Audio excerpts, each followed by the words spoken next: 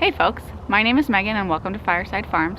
Today we are going to be preparing in-ground garden beds for the 2023 garden season. For those of you that have never been here before, my name is Megan. I live in Zone 8A in Southwest New Mexico, USA.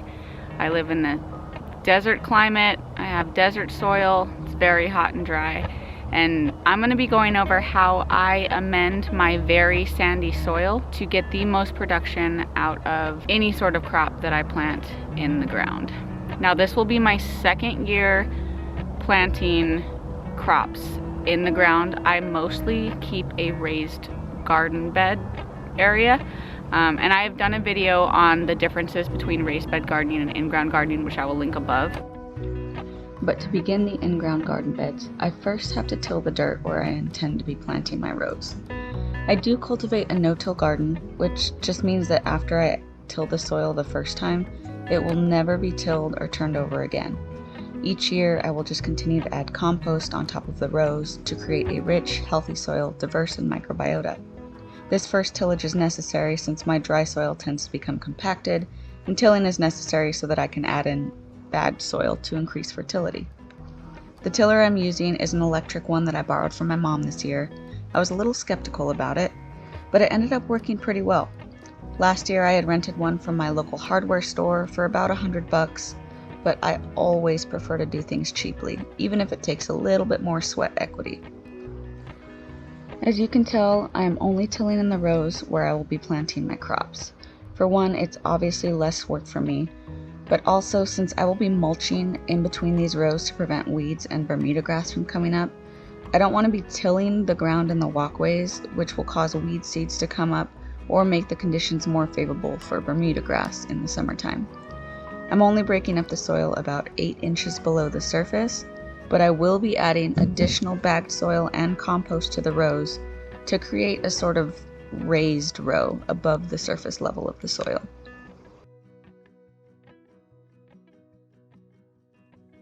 So for my garden soil, for the in-ground beds, I use this garden soil. It is organic. It's by Kellogg's.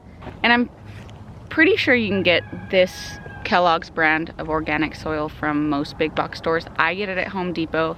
I've seen several videos on YouTube across the country where it's available. So I think it's a pretty well-known brand. I will tell you, Freya, can I have that glove, please? Can I have the glove?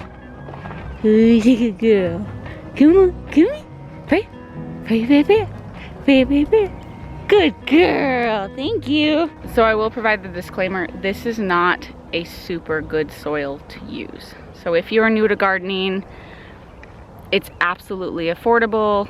It's definitely useful. It's a cheap source of soil that's organic that you can buy in bulk at your local big box store, but it's pretty low in nutrients. I've been using it for 3 years. If you don't add anything else and you just use that bagged soil, your plants are probably not going to thrive. They'll survive, but nutritionally it's not the best. Now, that being said, I do add worm castings and different organic materials as well as homegrown compost to my raised beds and my in-ground garden bed. So what I'm essentially looking for in a soil is that it's organic and that it's cost efficient, because I have a very large raised garden bed and I have a very large in-ground garden bed, and I can't afford to buy $20 bags of soil if I'm going to be buying like 30 of them. So this is a good filler. It's something good to fill your garden beds with. Just be aware that it's not going to be really nutrient dense and super beneficial in the long term without added nutrients. I just bought 1 bag of this for the in-ground bed, but I probably won't use all of it. But I did buy a bag of peat moss. For those of you that are environmentally friendly, I do realize that peat moss is a less sustainable alternative than something like coconut coir. Coconut coir is not available at my big box store where I got the rest of this soil. It's also a little bit pricier. I have a huge garden to fill. And at the end of the day, I spent $100 today on 8 bags of soil. and that's only going to cover my in-ground garden bed, and it's not even as much as I really need. So cost makes a huge difference in what you are able to do. This peat moss is organic. It's OMRI listed, which is certified organic on a national standard. But the reason I use peat moss is because of my very sandy soil. It makes water retention really difficult. So to be able to add some sort of organic material that just helps a little bit, it can go a long way to just improving the health of your plants.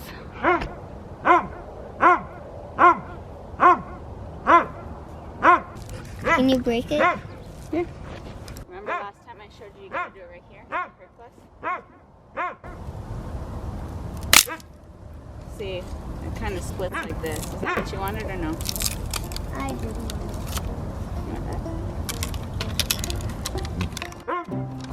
No, remember? Right under the knee. Oh, close. There we go.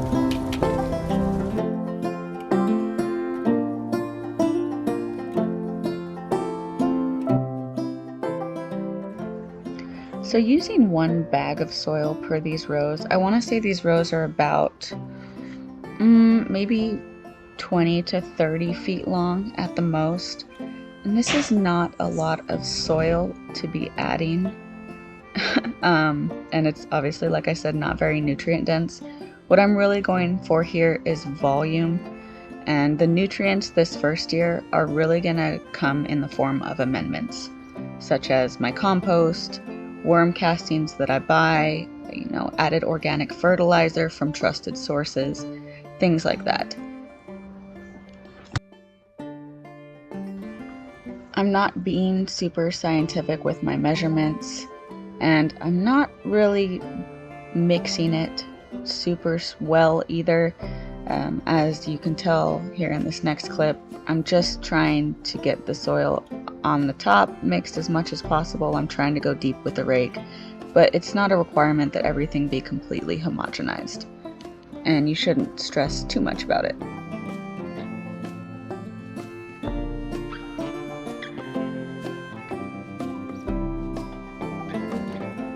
I don't know, bring it here. That's a pine cone from a pine tree. Those tall ones right there, the green ones in the back, those are pine trees. That's what they're called. How did it just throw it all the way over here? Like, I guess so. Maybe. You know who probably did it? Freya. Using peat moss has been a huge help in both my raised garden beds and my other in-ground garden bed these last couple of years. It also has the added benefit of being acidic and over time adding acidity to the soil. I have pretty alkaline soil in the current area I live in, so that's always helpful to bring that pH down a tad. Once these rows are completely mixed together, I'm going to rake them back into small single rows about the width of the tilling that I did. This is so that I can put mulch down in the middle of the rows. These rows will expand over time, be wider. I do want to fit more than 1 plant next to each other in the row, so they'll end up over time, as I add compost, being about 2 feet in width, not just 1 foot that you see here. But for now, I'm making as small as row as possible so that I can add the cardboard and completely mulch these walkways.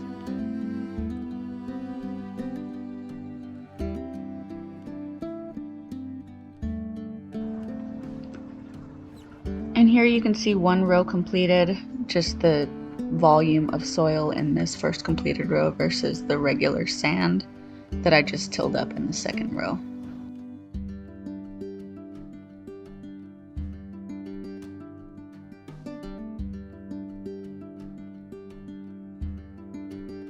This is the last row on the northern side of my property that I created. It is cut shorter than the rest of the rows in the garden. If you can see in the bottom right corner of the screen, I have a little mesquite tree seedling that came up last year that I'm hoping will grow into a single trunk tree and be able to provide some nutrients to the soil and shelter for the in-ground garden. If it doesn't end up growing right or I'm not liking it, I can always take it out later and make the row longer. But for now, we're just going to cut it short to see how this tree grows.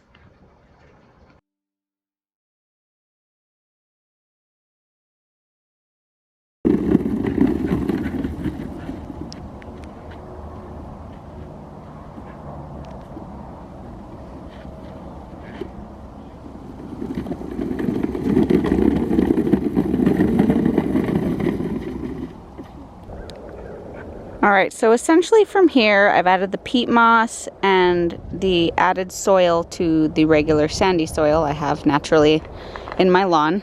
And this will be my stopping point for right now. What we're going to do from here is I'm going to sheet mulch in between the garden beds with cardboard that I've saved and then put wood chips over it, much like I have here in these current in-ground beds. So underneath all of this is cardboard just to prevent weeds from coming up in between the garden rows. And then I put free wood chips that I get over. So this is about building the in-ground garden bed on a budget. I could absolutely add more soil and it would definitely help me out because this is still primarily sand. But I have a lot of garden beds to do and I want this to be accessible for everybody. I mean, for a lot of people, $100 is a lot. For me, $100 is a lot. And I still have to build raised beds and buy more garden soil. So I just used 1 bag per row and a little bit of peat moss. I didn't even use the whole bag of peat moss. And then when I plant plants into these in-ground rows in April or March, I'm going to add my homegrown compost as a top layer of nutrients over what I have here. And we're just going to work with that for the first year. And as I continue to plant in these in-ground beds every year, the roots, the biomass, it will continue to add nutrients to this soil. And then one day it will just be amazing soil. So this first year is going to be hard. My first year here was a little difficult and I'm okay with that. Stuff will still grow. It just won't be as amazing as it is in the in-ground garden. So inside the barn is where I keep all of my cardboard. And I mean all of it. Every single thing that we've ever gotten boxed from Amazon or whatnot, I keep. If you don't order anything online or you don't have any cardboard boxes, Craigslist or local recycling centers are a great way to pick up cardboard for free. You should not be paying for cardboard boxes. Honestly, you can find them for free anywhere. A lot of people don't recycle them, they just toss them or they want to get rid of them. So check Craigslist, check Facebook Marketplace. I know in my small town we have recycling centers at schools where people will go and just drop off tons of cardboard boxes. So that is definitely something to check out before you go and buy boxes from FedEx. I use cardboard for several reasons. The first being it breaks down over time, so there won't be any trash, besides the packing tape that I've missed, hanging around in my beds. I want to improve the health of the soil on my entire property, and having something that breaks down will do that. Second, the boxes are free, and weed fabric can be very costly. And third, my climate doesn't really make grass and weeds too big of a problem for me. During the monsoon season, I do get a rush of Bermuda grass invading my beds, but honestly there's not enough rain during the year to really have a weed problem in my garden unless I'm purposefully watering the walkways. After the cardboard is down, I'm just going to give the whole area a soaking of water. This is going to help the cardboard stay put and kind of mold to the ground so that I can put wood chip mulch over the top of it. I'm also spraying the fresh rows I've created so that the bagged soil I added remains moist before I also cover it with some hay mulch. This is my pile of free wood chips that I get. I have a whole video on this, which I'll link above. But it's super convenient to have it next to my garden since I mulch, all the walkways in my garden with that wood. But it's kind of inconvenient because it's so far away from the chickens, and they do compost these wood chips for me as well. But it does give me a good workout when I have to carry them such a long distance. But wood chip mulch is really good in my walkways here because it doesn't rain that much, so they do take a bit longer to break down than they would if you got tens of inches of rain a year. That makes them kind of a poor choice if you're trying to have them break down quickly for a garden, but as I said, I'm using this in the walkways for that purpose. Now I am covering the rows themselves with this spent hay, grass hay. I will have to remove it when I end up planting in the spring so that I can add the compost and obviously put the plants in the ground, but I do need this soil covered in the meantime because I do not want it to dry out, and we have really high winds here in the spring, so I don't want all my soil that I just worked on to disappear with the wind. And that's about it, folks. It was getting kind of dark here, though the camera doesn't show it. And I ended up having to go back over to the neighbors to get more hay for mulch.